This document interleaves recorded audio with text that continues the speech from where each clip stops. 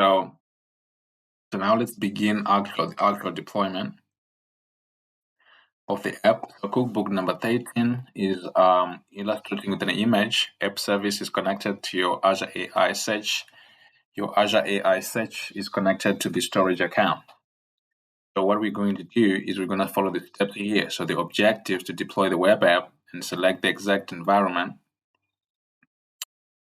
And then it's variable keys, and then you do have the steps that you have to follow here. Easy peasy.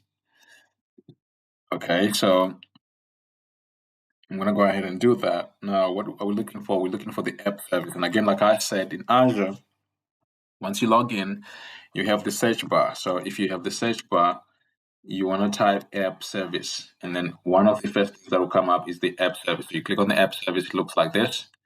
There's nothing yet created. And then we're going to hit on the create button. We're going to do what? We're going to hit on the create button.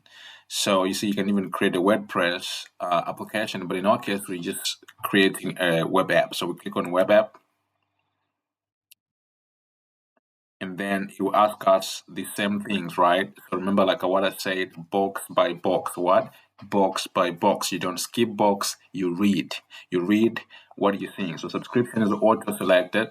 Resource group is what we want to select, right? So Project Advanced ID is my resource group. Then the name, this is going to be, in my case, this is going to be PA or Project Advanced, right? AI search. Oops. Run an app. Okay. So this is the URL that is going to be used to access the website. What do I mean? Facebook.com. What do I mean? LinkedIn.com. What do I mean? WhatsApp.com. Those are websites. So what I'm saying is, for your application that we are deploying, the name you give it, and then it's going to be the name, and then Azure is going to allocate you a default domain. But if you wanted to use a subdomain, for example, projectadvanced.com or app.projectadvanced.com, then you would have to add a custom domain. So in our case, we're just doing default, so we're going to leave that as it is, but I thought I could explain that. Now, we said we're going to do this using Linux environment, and the run stack that we're going to use for this is the node run stack. If I do this, I'm going to find the node 20 LTS. That's the one we're going to go with. What? Node LTS 20, which is basically the language. Notice that the operating system is selected as Linux and not Windows, because we're going with the Linux, just like we explained. Now, your region has to be also the same region that your company is located into, or that you've been using all the way. So in my case, it's West US 2, right? Scroll down box by box. We don't skip box, and we read stuff. Linux plan. The Linux plan that we're going to go ahead with is automatically created for us. So we're going to leave that as it is. You can click on the icon, and then it can explain further what a Linux plan is. So app service plans are filtered based on your region and operating system selection. So the pricing plan, this is now important. So the premium is expensive. So what I want to do is, when I click on explore pricing plans, click on what? Explore pricing plans. Click on what?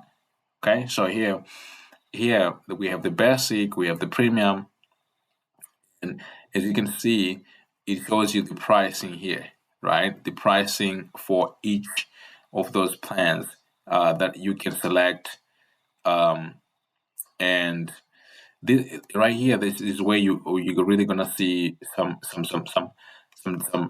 differences in terms of money, right? But most of them are free. Okay, but so in our case, we're going to go ahead and use the basic one, which is going to charge us less money. And then we click on select, right? Select, and then we click on next to go to database. And we are not going to be selecting a database. So we leave that as default, and then we're going to do next. to deployment. So here it's gonna ask us if you want to use CI/CD pipeline, which is GitHub Actions or Azure DevOps. We are going to do this manually. So we're gonna create this app manually. So continuous deployment is disabled. So nothing again. We're just gonna leave it as it is, default, and we click on networking. Networking again, we're gonna enable this as public access, and we're not gonna change anything. We're gonna go to monitor and secure, and monitor and secure, it says enable application insights. All right, so application insights for codeless monitoring isn't supported, so we're just going to leave that as no, right?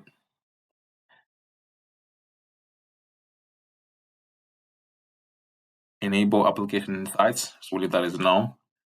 And again, we go to tags, easy peasy. We're gonna leave tags as they are, and we click on the review and create. Okay, so we're gonna do review and create, and then it will do the validation. Once the validation passes, you can just hit on the create button. Easy peasy. It'll go and deploy the application.